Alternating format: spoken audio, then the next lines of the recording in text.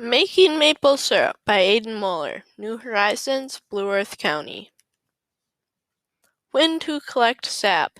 The best time to collect sap is late winter to early spring when the temperatures are below freezing in the night but above freezing during the day.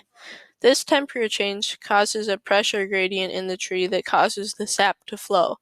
In Minnesota, this is usually around the beginning of March.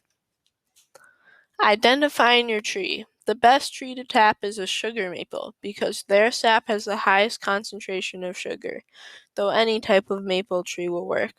We have a silver maple. Trees must be at least 10 inches in diameter to safely tap. If the tree is 10 to 20 inches, it can support one spile. A spile is the tool used to tap the tree. If the tree is 20 to 25 inches, it can support two spiles. Trees that have a diameter that is greater than 25 inches can support 3 spiles. Tapping the tree. When you are tapping the tree, the spile should be 3.5 to 4.5 feet high. Pre-drill the hole 2 to 2.5 inches into the tree at a slight uphill angle.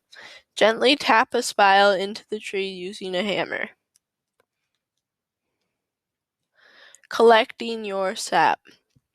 Hang your collection buckets or bags on the spile. Your collection items should be covered to keep debris and precipitation out.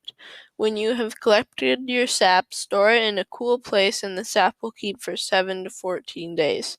The sap to syrup ratio is 40 to 1. Syrup making day. Build the fire in a safe place outside. If you try to do it indoors, everything will get sticky.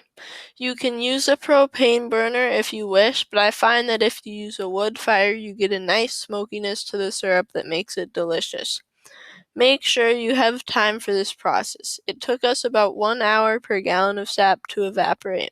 When the sap has been reduced by 90%, filter it and transfer it to a smaller container to finish indoors on a propane burner because careful temperature monitoring is required at this stage of the process.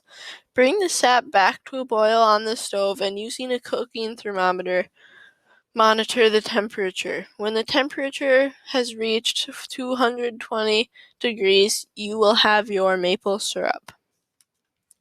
Here are some pictures of me making the maple syrup.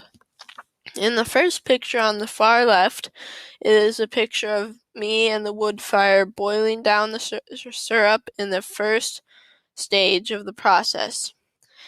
And the same thing is in the second picture. In the third picture, we are using a propane burner for careful temperature monitoring. And in the fourth one, we are boiling it to 220 degrees Fahrenheit and then